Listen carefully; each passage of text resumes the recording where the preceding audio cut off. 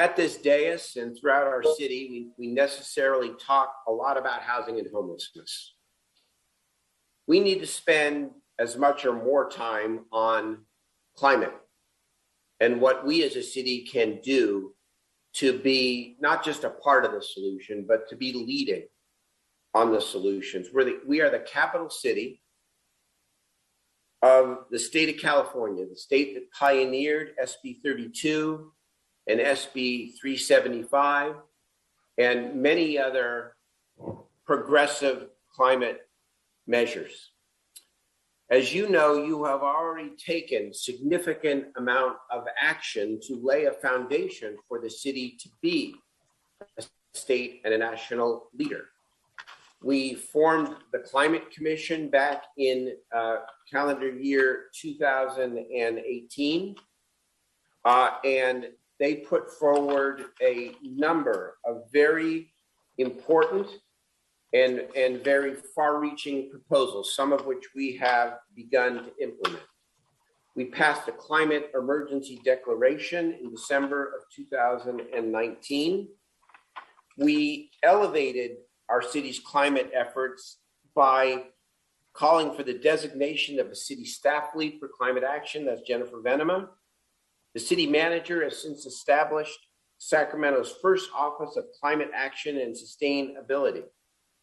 We've put forward a number of new positions.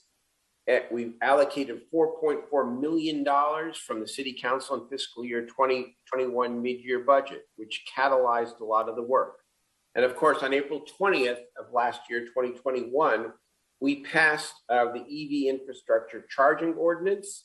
And on June 1st of 2021, we passed the new building electrification ordinance. That is the start. But here's the truth. 56% of our climate challenge is derived from transportation.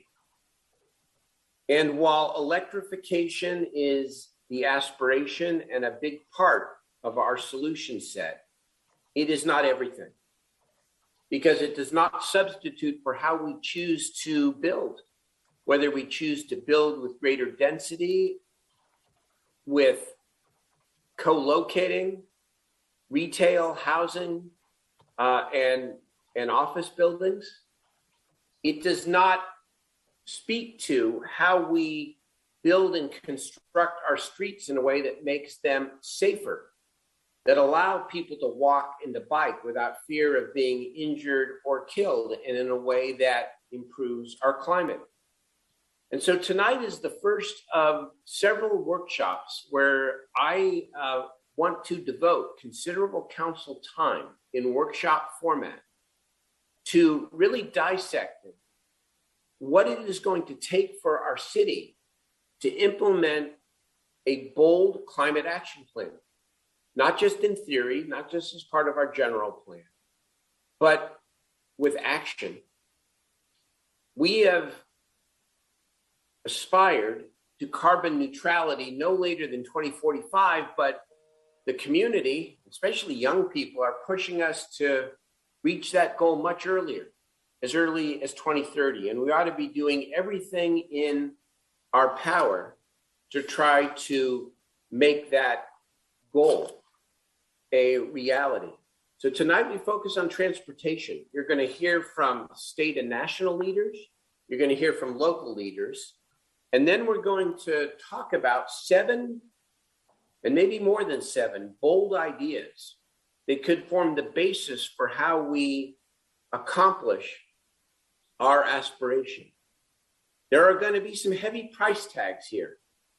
And I would just say from the beginning, while cost of course matters, and while we can only build what we can ultimately pay for, that we have more tools than we've ever had before.